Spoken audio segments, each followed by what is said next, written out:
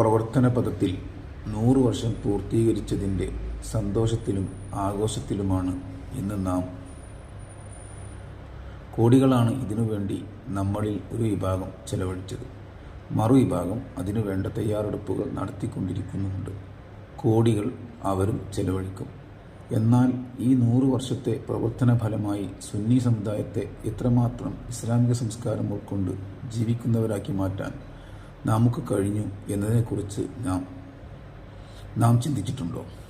സമുദായത്തിൻ്റെ വളർച്ച പള്ളികളുടെയും മദ്രസകളുടെയും മതഭൗതിക സ്ഥാപനങ്ങളുടെയും എണ്ണത്തിലുള്ള വളർച്ചയാണെന്നാണ് ഭൂരിഭാഗവും ധരിച്ചു വച്ചിരിക്കുന്നത്. തദടിസ്ഥാനത്തിൽ സമുദായം എന്നത്തേക്കാളും വളർന്നിട്ടുമുണ്ട്. എന്നാൽ സമുദായാംഗങ്ങളുടെ ജീവിതത്തിൽ ഇസ്ലാമിക നിയമങ്ങൾ പ്രതിഫലിപ്പിക്കുന്നതിൽ നാം വിജയിച്ചുവോ എന്ന് പരിശോധിച്ചാൽ ഇല്ല എന്നതാണ് ഉത്തരം.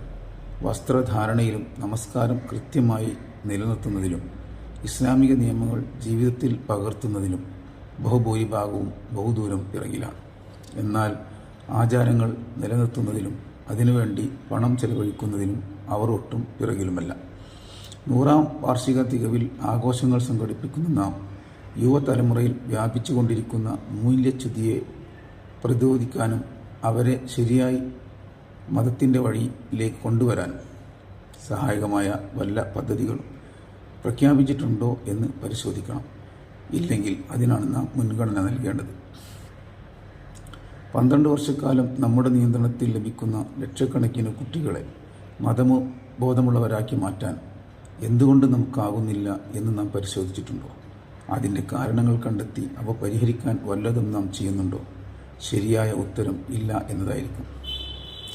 ആകയാൽ നമ്മുടെ വിജയം എന്ന് പറയുന്നത് നമ്മുടെ സമുദായാംഗങ്ങളിലെ ധാർമ്മിക ബോധത്തിൻ്റെ വളർച്ചയാണ്. പള്ളികളുടെയും മദ്രസകളുടെയും മറ്റു സ്ഥാപനങ്ങളുടെയും വളർച്ചയല്ല.